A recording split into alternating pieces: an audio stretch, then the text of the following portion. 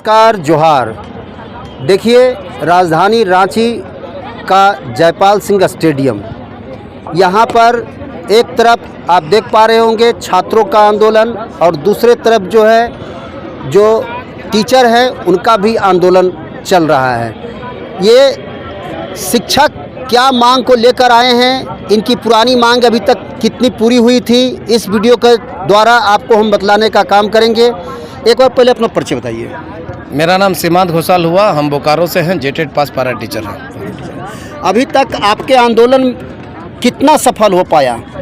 देखिए, आंदोलन वही खट्टा मीठा एहसास रहा है। कभी सफल हुए तो कोई दूसरा व्यक्ति जाकर के असफल कर दिया कोर्ट के माध्यम से। आप 127 दिनों के आंदोलन को अपने पूरा कवरेज किया था। 127 दिनों के आंदोलन के बदौलत वहाँ तत्कालीन जो हमारे प्रधान सचिव हुआ करते थे माननीय मुख्यमंत्री के विनय चौबे जी के माध्यम से हम लोगों को शिथिलता मिला, पासिंग मार्क्स में रिलैक्सेशन मिला। कोई जाकर के कोर्ट में हाई कोर्ट करके उसको भी रद्द कर दिया। फिर हम लोग 13-23 के विज्ञापन में आगे बढ़ करके आवेदन किए और 99% कम से कम टेट पास पैरा टीचर ने 99% पैरा टीचर ने अच्छा खासा मार्क्स लाया, मतलब higher than the minimum qualifying marks. But ये गलत तरीके से नॉर्मलाइजेशन, तरह तरह के चीज़ों को अडॉप्ट करके हम लोगों को डिस्क्वालीफाई किया। इसी के लिए आप हम लोगों को देख पा रहे हैं। अदरवाइज सारे लोग क्वालिफाइड है, सारे लोगों की नियुक्ति हो जाती और हम लोगों को सरकार के खिलाफ ये आवाज़ उठाने की आवश्यकता नहीं पड़ती। लेकिन हाँ, जिस तरीके से हम लोग ये 3 साल देखे, 23, 24, 25, 26, 4 साल मान के चलिए जो देखे, उससे तो यही हम लोगों को एहसास हो रहा है कि सरकार का स्पष्ट मैसेज है विभाग को कि आपको कम से कम पैरा टीचर को सरकारी शिक्षक बनने देना है। इवन पैरा टीचर कहें, इवन छात्र कहें, पैरा टीचर को तो ज़्यादा कर रहे हैं। उसके साथ साथ जो फ्रेश स्टूडेंट है उनका भी एकदम स्पष्ट आदेश है कि इन लोगों को कम से कम होनी चाहिए, क्योंकि जहां लोग रिक्रूट हो जाएंगे वहां पेमेंट देना पड़ेगा। जो हालत है अभी व्यवस्था का कि किसी को नियुक्ति पत्र मिलती है तो 1 महीना के बाद वो रिटायर हो रहे हैं जी, और किन्हीं को नियुक्ति पत्र भी जो है रिटायरमेंट के बाद मिल रहा है। तो ये व्यवस्था पर क्या कहेंगे? इस व्यवस्था का देखिए, इसका क्रोनोलॉजी समझना पड़ेगा और उसके लिए आपको पूर्व में जाना पड़ेगा, क्योंकि इन्होंने नॉर्मलाइजेशन मेथड अपनाया था। नॉर्मलाइजेशन मेथड कहता है कि किसी शिफ्ट में जितना व्यक्ति अपीयर हुआ है उसमें अगर कम मार्क्स उठा है तो उस शिफ्ट को हार्ड माना जाएगा। तो ये गलत है, चूँकि ये कब लागू होता है जब एक स्पेसिफिक एज ग्रुप के लोग एग्ज़ाम में बैठते हैं। यहाँ 18 साल का लड़का भी बैठ गया और 59 इयर्स का पैरा टीचर भी बैठ गया, तो इंटेलेक्चुअल डिफरेंस होगा निश्चित तौर पर। आप जानते हैं अभी क्या मांग है आपका? देखिए, उसको हम कंप्लीट कर ले। इंटेलेक्चुअल डिफरेंस होगा क्योंकि CVT मोड थी, कंप्यूटर बेस्ड एग्जामिनेशन थी, टेस्ट थी। पैरा टीचर आप जानते हैं 58 साल 59 साल का पैरा टीचर कितना उस पर फेमिलियर है, अब भली बाती जान रहे हैं। तो वहाँ कम मार्क्स उठा तो विभाग को लगा कि भैया ये शिफ्ट ईजी है, ये हार्ड है, तो उसका मार्क्स बढ़ा दिया गया। इसीलिए आपको जो 7,500 एक बार एक मुश्त नियुक्ति बांटी जा रही थी, आप देखेंगे कि जो पैरा कैटेगरी के लोग थे उसमें ज़्यादातर उम्रदराज लोग आपको दिखे होंगे। इसीलिए आपको 2-4 उदाहरण देखने को मिल गए होंगे कि आपका कोई रिटायरमेंट कर गया फिर भी उनको नियुक्ति पत्र मिल रहा है। एक 29 तारीख को नियुक्ति पत्र लिया, 30 तारीख को हूल दिवस के कारण छुट्टी, 30 तारीख को उन्होंने रिटायर कर लिया, क्योंकि लास्ट मंथ एंड में रिटायर्ड होता है। तो वो 30 को एक दिन भी स्कूल नहीं जा पाया। इवन कुछ लोग तो महीना भर पहले नियुक्त हुआ था, महीना पहले उनका रिटायरमेंट हो गया था, बाद में नियुक्त हो रहा है। गलती तो इतना है कि उसको गिनाने से आप समय कम पड़ जाएगा। चलिए, कोई बात नहीं। आखिरी जो है आपका, अब क्या मामला को लेकर के आए हैं, क्या मांग को लेकर आए हैं आप अभी? देखिए, मांग हमारा वही है और ये अब हम जो मांग रहे हैं अपने अनुसार नहीं मांग रहे हैं। 7 मई 2026 को सुप्रीम कोर्ट का स्पष्ट गाइडलाइन आया है, आदेश आया है, हमारा जेटेड पास पैरा टीचर का जजमेंट आया है। उसमें स्पष्ट कहा गया है कि जो जेटेड पास पैरा टीचर है उनको कंटिन्यूअस अपॉर्चुनिटी मिलनी चाहिए। इस एकेडमिक ईयर के लिए उन्होंने 50% पोस्ट पैरा टीचर के लिए ईयरमार्क करने के लिए कहा था। कौन सा 50% पोस्ट? जो एज ऑन डेट वैकेंट है, आज की तिथि पे जो वैकेंट है। इन्होंने गलत तरीके से दोनों चीज़ का अवहेलना किया, इस यूँ कहे तीनों चीज़ का अवहेलना किया। वहाँ एक और चीज़ था कि 16 सप्ताह में नियुक्ति को कंप्लीट करना है। न तो इन्होंने सुप्रीम कोर्ट का एक भी बात माना। सुप्रीम कोर्ट पहला कहा था कि भाई एकेडमिक मेरिट मार्क्स के आधार पर, matric, inter, graduation, teacher training और JTT के मार्क्स के आधार पर आपको मेरिट बनाना है, स्टेट मेरिट बनाना है। उसका भी इन्होंने पालन नहीं किया, JSSC को एग्जाम प्रोसेस में भेज दिया।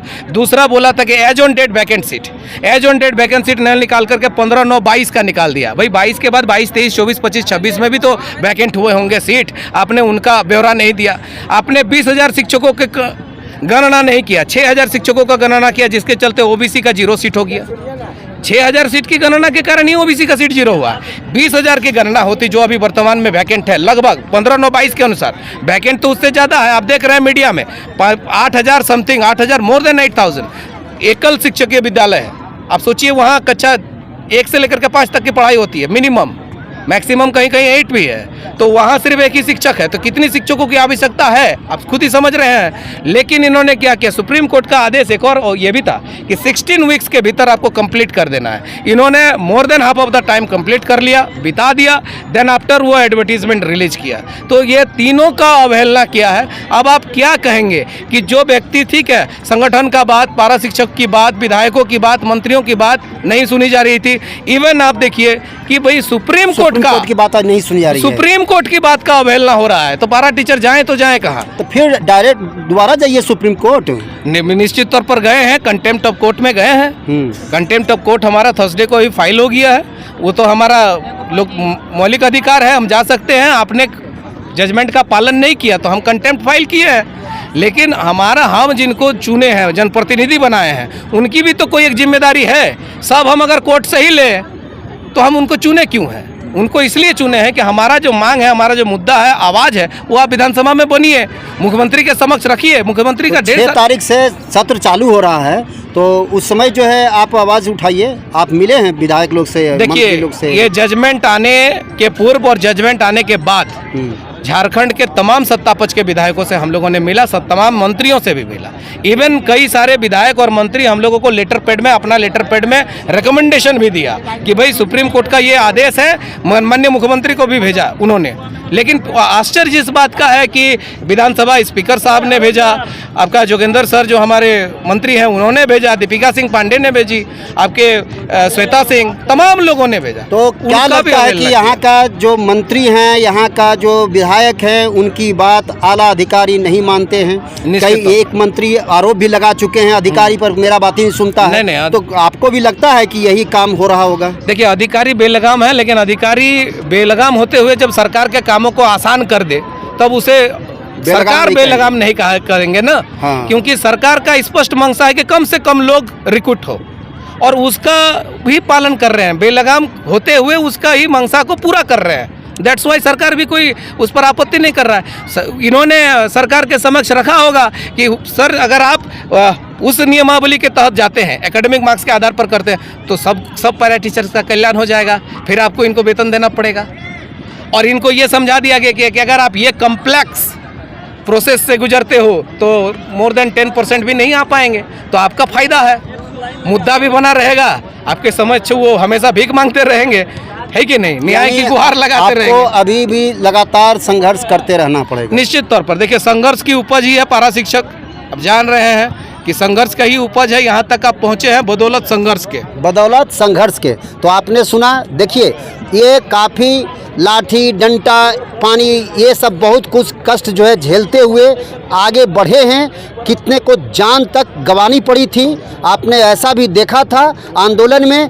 तो अभी तक इनका आंदोलन वही का वही है, चाहे किसी भी सरकार, किसी भी पार्टी का सरकार यहाँ झारखंड में बना हो, इनके ऊपर जो है किसी का भी ध्यान सही रूप में नहीं हो पाया। नहीं तो अभी तक ये पुनः जो है आंदोलन को नहीं तैयार होते, आज ये आंदोलन करने के लिए विवश नहीं होते। तो इस पर आपका क्या विचार होगा? इस वीडियो को शेयर कीजिए और उन अधिकारियों के पास और पहुंचाइए, मंत्रियों के पास पहुंचाइए, जो इनका आवाज़ को सुनकर कुछ इनको राहत दे सके।